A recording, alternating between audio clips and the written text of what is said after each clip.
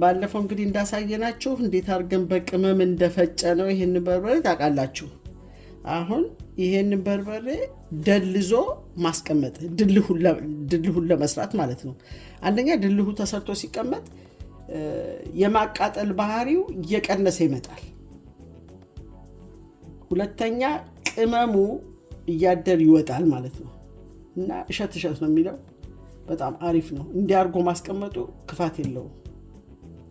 አሁን ወደ መስራቱ እንገባለን። ሌላ ማገንፋት እሳት ላይ መጣድ ምናምን የሚያስፈልገው አይደለም በርበሬው። አሁን ይሄ የሞቀ ውሃችን ነው።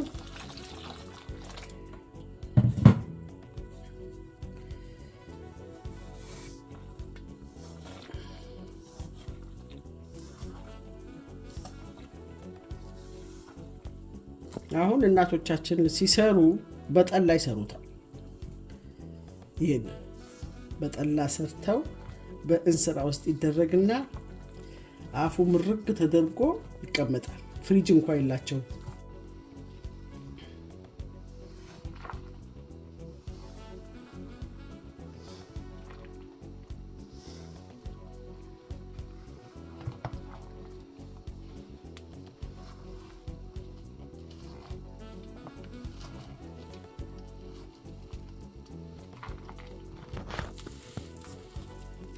አሁን ይሄን እንዲሳረግ ለምን በሳት አልተጣደም ወይም ለምን እንትን አልተደረገም ብላችሁ ለምትሉ ይሄ ሁሉ ነገር ያለቀለት ነው።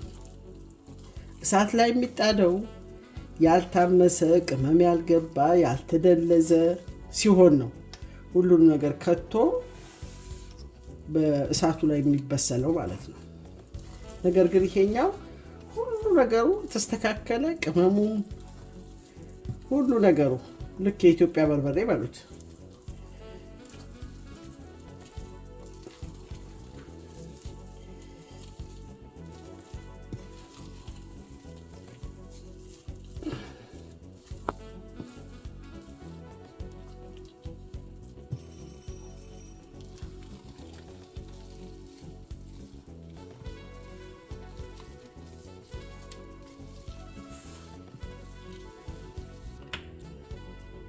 ዘይት እንጨምራለን።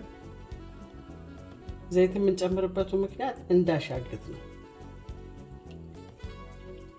አሁን ለምሳሌ እዚህ ሀገር ትንሽ ውሃው ችግር አለው ሁለመናው።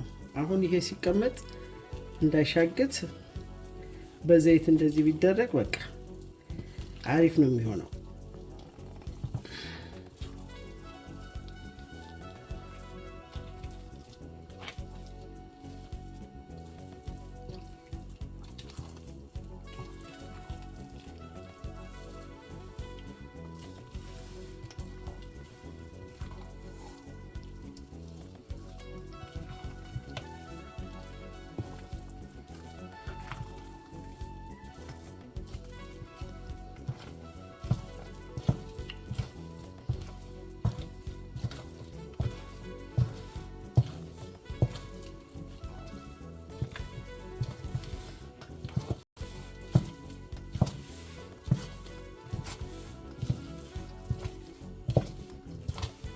ዕቃችንን አዘጋጅተናል። ይሄው እንግዲህ እንደምታዩት በርበሬው ይሄን ይመስላል።